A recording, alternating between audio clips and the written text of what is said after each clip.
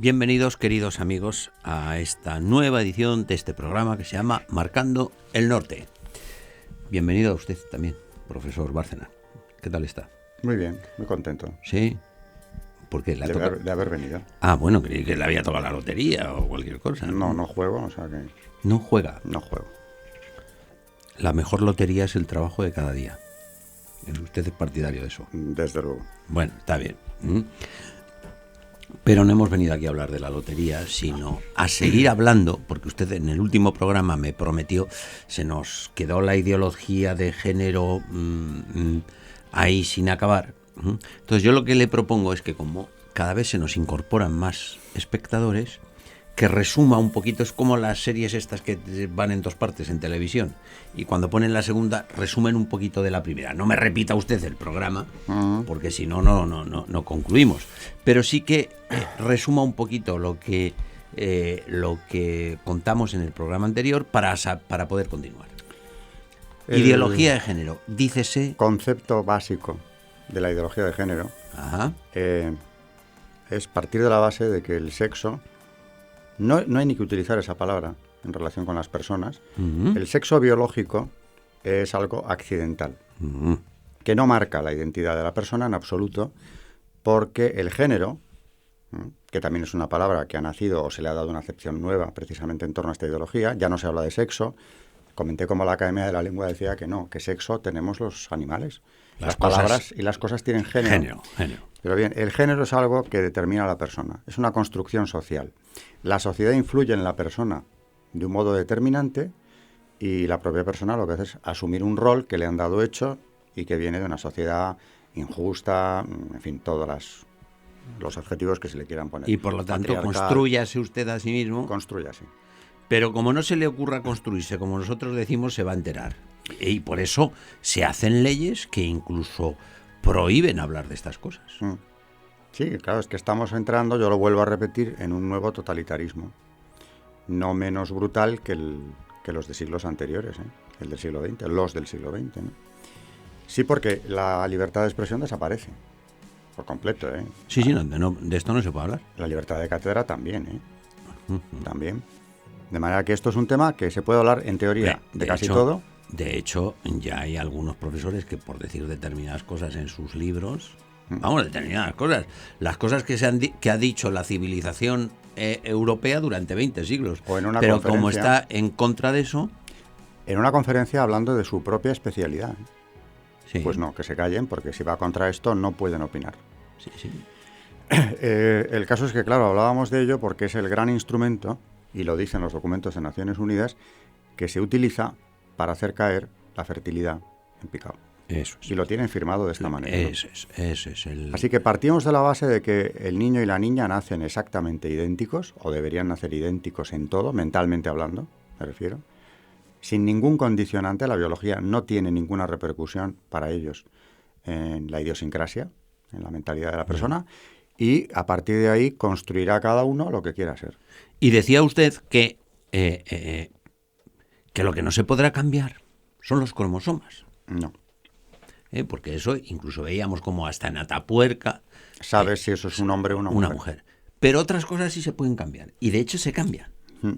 Por ejemplo. Desgraciadamente. Hay un caso conocido, que quien nos esté viendo lo podrá buscar en YouTube, creo que sin mayor problema, que es el de unos gemelos canadienses, creo que eran en su origen, nacidos en 1965, los gemelos varones. Los hermanos, o sea, dos niños nacidos en el año 65. Los hermanos Bruce y Brian Reimer. A Bruce, en la circuncisión, que le practicaron al poco de nacer, le extirpan el pene.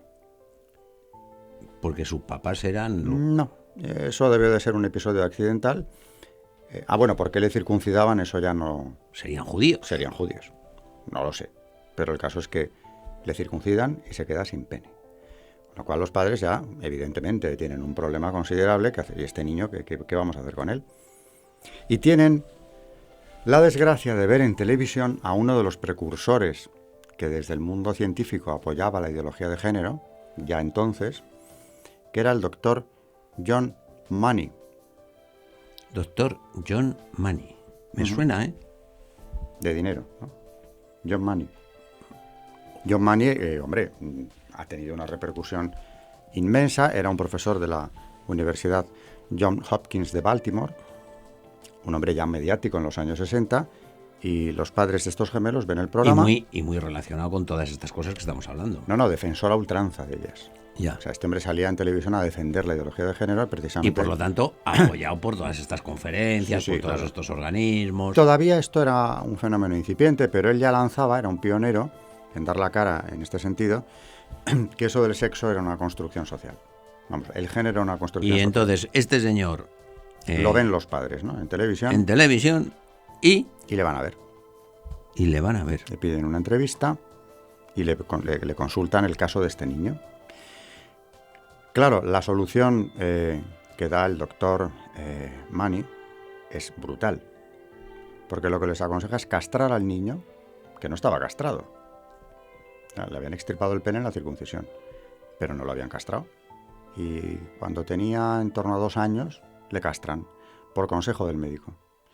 Porque la idea que tiene el médico para este niño, para resolver este problema, es convertirle en una niña. Y como él parte del presupuesto de que el género se construye, no viene dado, se construye, pues estamos a tiempo. O sea, esto que me está diciendo usted no se lo está inventando. No, es un caso famoso. Por eso he empezado por decir... Se me están poniendo los pelos de punta, ¿eh? O sea, He empezado por decir que quien quiera lo puede ver en YouTube con relativa facilidad. Vamos, es una búsqueda sencilla. El caso del Dr. Money o de los gemelos Reimar. Bien, pues la propuesta del médico es que después de castrarle y darle aspecto de mujer, un aspecto externo puramente, nada más, habría que educarle como a una niña desde el primer momento. Es más, ocultarle cuidadosamente que es un chico, que no lo sepa ni él. Como tiene 2 años, pues es muy sencillo, le cambian el nombre, le llaman Brenda, a Bruce. A partir de ese momento de la castración, le visten de niña y lo empiezan a educar haciéndole creer que es niña. Y los problemas empezaron en el acto, porque la madre, Janet, que ha hablado de este asunto después, cuenta una escena desgarradora en la que el primer vestidito de niña que le ponen a Bruce, ya llamado Brenda, se lo quita y lo deshace. Y la madre, que ve la escena, dice: Dios mío, sabe que es un chico. ¿Sabe? Con 2 años. No sabía nada. Intuye, o sea, tiene una reacción inmediata. Y ya ese nadie la ha educado. Es más, tiene unos padres muy proclives a educarle, como iban a hacer en la ideología de género. Bueno, eso fue el origen del problema terrible. En el colegio, cuando iba al cuarto de baño, orinaba de pie, con unos problemas en el colegio tremendos. En fin, nadie entendía qué le pasaba a esa niña tan rara. Y es que esa niña luchó lo que pudo por no ser niña. Y no sabía que era un niño. Se lo habían ocultado. Pero claro, es un experimento de este médico que sirvió para lo contrario. Su teoría se vino abajo. Con el paso del tiempo, el padre de los gemelos, cuando estos cumplieron 15 años, le cuenta a Bruce toda la verdad. Y le hace saber que es un niño, en fin, toda esta historia terrible. Y entonces él no espera un minuto más, y al tener la confirmación, porque en el fondo pienso que la intuición de ser un chico la tuvo siempre, ¿no? Y si no, porque hacía esas cosas. De lo que a él le pasaba, claro. Pues esto a mí me lleva a un proceso quirúrgico, porque quiero volver a ser hombre. Bueno, eso ya no era posible, porque después de la castración no era posible en el sentido biológico, ¿no? Claro. Hombre era, como hemos estado diciendo, de los pies a la cabeza. Le habían extirpado todo el aparato reproductor, claro. Primero una parte y el resto después, por decisión de sus padres. Pero era un hombre. De manera que se mete en un proceso quirúrgico de 5 años de duración para tener nuevamente aspecto de varón. Bueno, mejor no entrar en eso, pero 5 años de operaciones. Que luego este chico, una decisión que toma con 15 años, este chico, educado como niña, dice que recordaba aquello como un calvario. El lavado de cerebro que le habían hecho sistemáticamente en su casa y fuera, como un sufrimiento todavía mayor que todo lo físico que le habían hecho. Se opera, bueno, tiene apariencia de De chico, cambia de nombre, ya no quiere ser Bruce, porque claro, con eso tampoco se identifica, pero no Brenda, ni un minuto más, y toma el nombre de David. Entonces, bueno, pura ideología de género. Él se ha autoconstruido, solo que en este caso patético, lo que él ha autoconstruido es su verdadera identidad masculina, claro. En contra de sus padres y del como él médico. nació, claro. Vuelve a ser como nació. Hay un libro que cambió la vida de estas personas, de otro médico, el doctor Colapinto, que se llama Tal y como le hizo la naturaleza, que es la historia de este chico.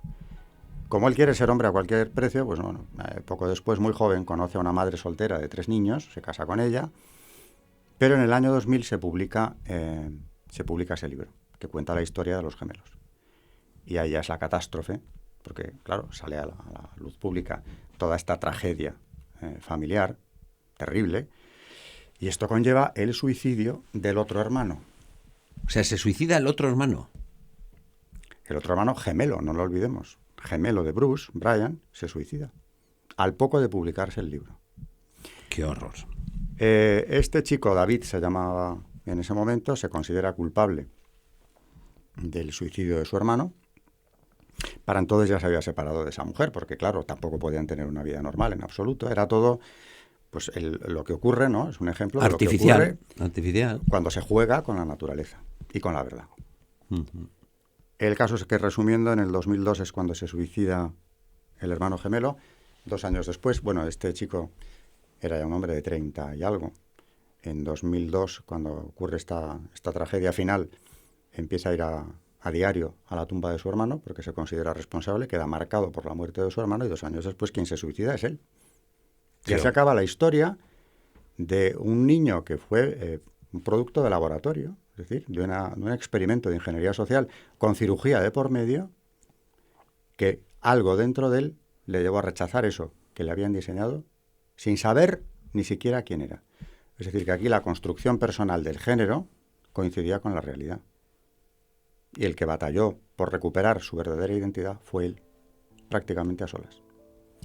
Pues, ¿qué quiere que le diga? Pero mientras me estaba contando usted esto, por hablar de construcción de género y de historia, y por aquello de que la historia es maestra de la vida, se me ha ido la cabeza a Nerón. Dice, oye, ¿qué tiene que ver Nerón? 2000 años para atrás. Sí, concretamente, vamos a ver, Nerón, si yo no recuerdo mal, fue emperador desde el 37 al 68. Y por lo tanto, el primer perseguidor de los cristianos.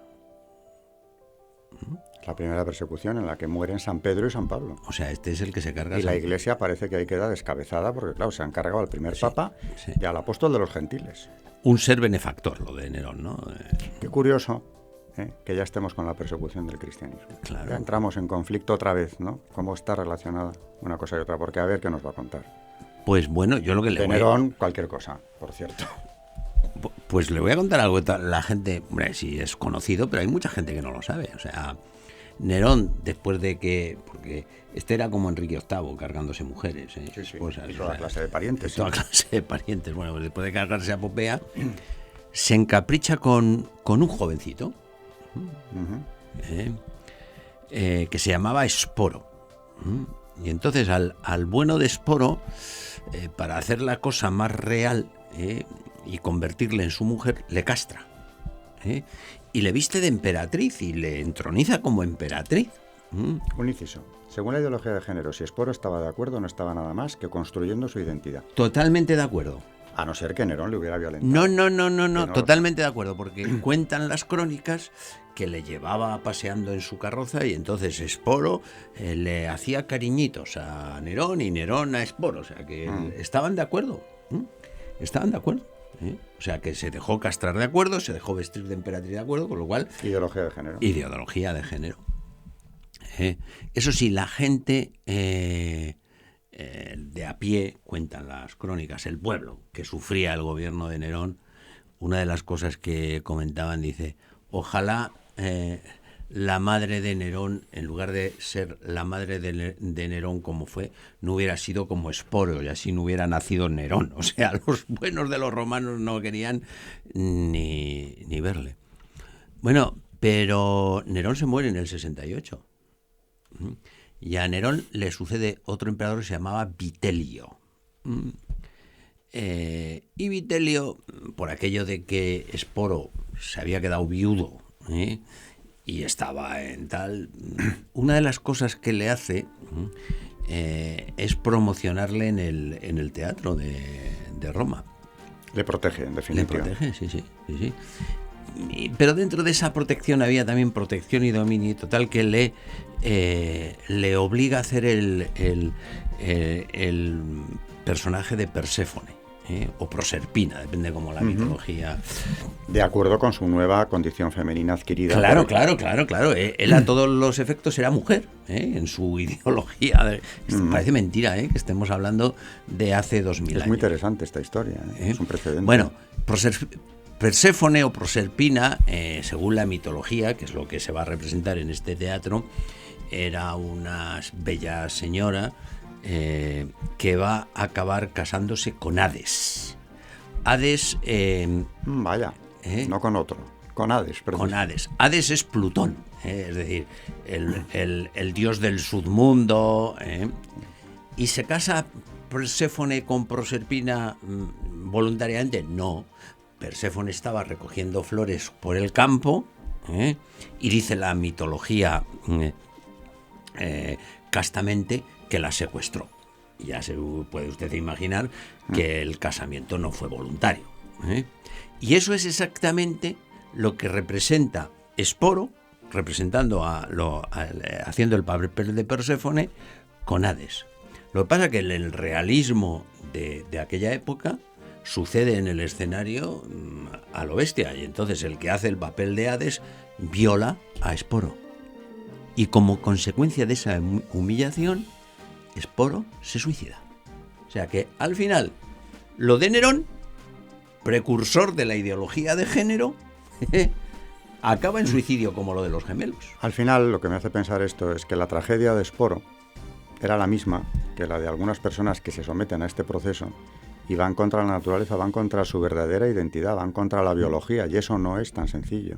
No. No es una autoconstrucción voluntaria. Que la historia es maestra de la vida, y que lo mismo que yo le he dicho a usted, le he preguntado, oiga, lo de los gemelos se lo está inventando, ¿es verdad?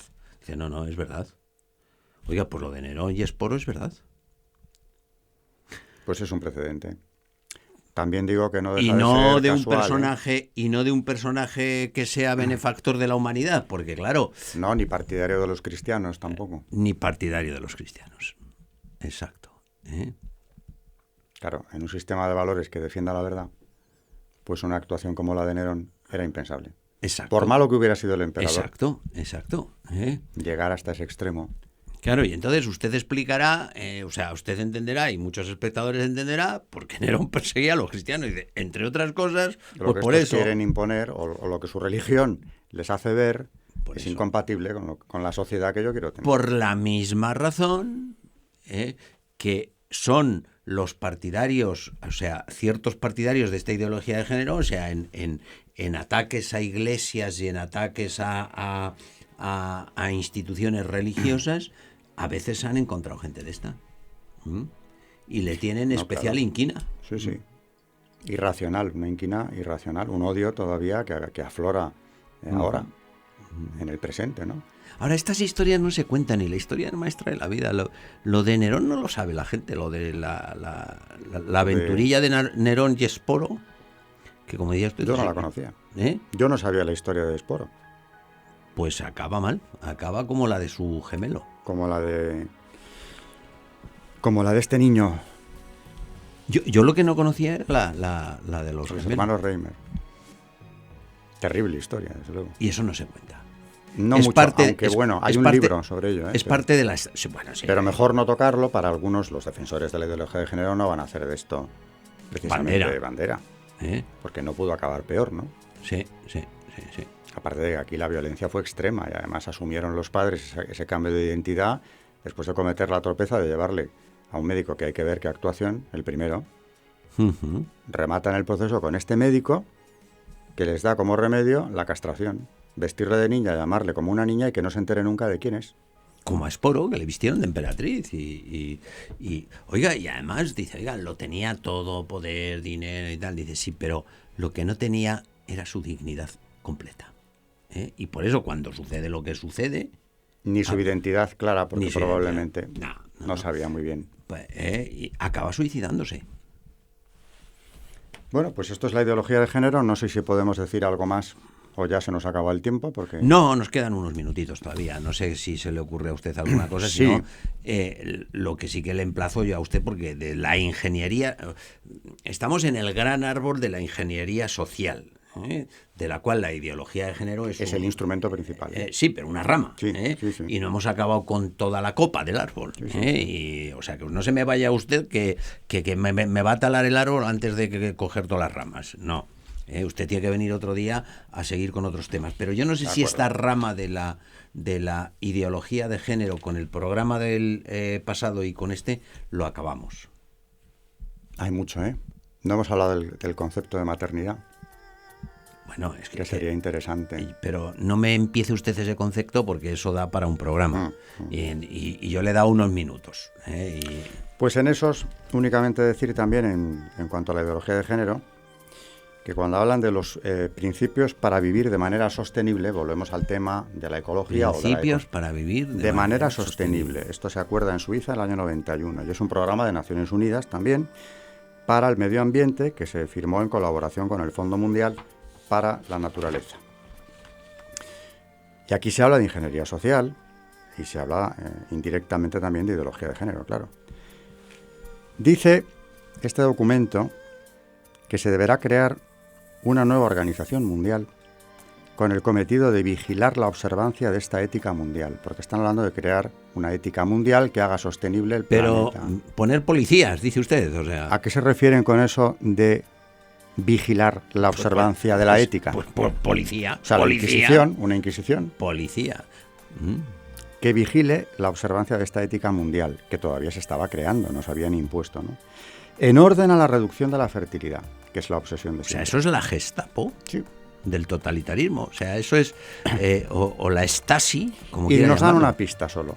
A ver. Dice el documento, esta organización desempeñará con respecto a la sustentabilidad del planeta una función similar a la que desempeña Amnistía Internacional en relación con los derechos humanos. Pues ya está clarísimo. O sea, habrá una agencia, nos está diciendo, de Naciones Unidas, que se ocupe de vigilar por la observancia de esa ética nueva de diseño, de ingenieros puramente. Y sigue diciendo, que aquí viene lo que tiene que ver más con el programa de hoy. Para poder adoptar esta ética de vida sostenible, Sí. los individuos deben reconsiderar sus valores. Claro. Cuidado. Reconsideren ustedes sus valores y modificar sus comportamientos. Eso es. La sociedad debe promover los valores que están en consonancia con la ética de vida sostenible y desalentar a aquellos que sean incompatibles. Desalentar, o sea que a nosotros nos desalientan, Sí. La Stasi esta nos desalienta. Como nos coja, nos desalienta, pero bien.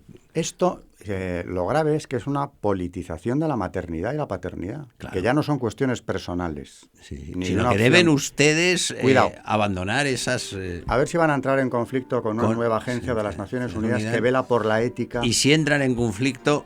No se a preocupe, ver que qué tengo pasa. yo aquí unos tíos que son como los de Amnistía Internacional. He traído esto al final porque quiero dejar claro que esto no se trata solamente de unas directrices o consejos que puedan dar desde organizaciones internacionales.